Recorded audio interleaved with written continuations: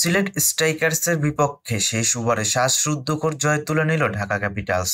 এই দিন টসে জিতে প্রথমে ব্যাটিংয়ের সিদ্ধান্ত নেয় ঢাকা। প্রথমে ব্যাট করতে নেমে ভালো শুরু পেলেও দুর্দান্ত ফর্মে থাকা তানজিদ হাসানকে ফেরান অভিষিক্ত টিপু সুলতান। এরপর ঢাকা দ্রুতই হারায় কটেজ এবং মোসাদ্দেকের উইকেট।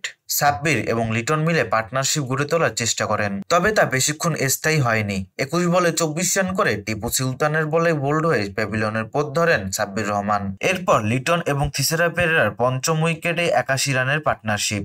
লিটন ফেরেন 70 রানে আর থিসেরা পেরেরা ফেরেন 17 বলে 37 রানের বিধ্বংসী ইনিংস খেলে। 20 ওভার শেষে ঢাকা 6 উইকেট হারিয়ে স্কোরবোর্ডে তোলে 196 রান। 197 রানের লক্ষ্য তাড়া করতে নেমে শুরুতেই জর্জ মানচে এবং জাকির হাসানের উইকেট হারিয়ে চাপের মুখে পড়ে যায় সিলেট। তবে রনি তালুকদার এবং অ্যারন জোন্সের তৃতীয় উইকেট পার্টনারশিপে ঘুরে দাঁড়ায় স্ট্রাইকার্সরা। 32 বলে 36 রান করে থিসেরা পেরেরার বলে ক্যাচ তুলে দিয়ে প্যাভিলিয়নের পথ ধরেন অ্যারন জোন্স।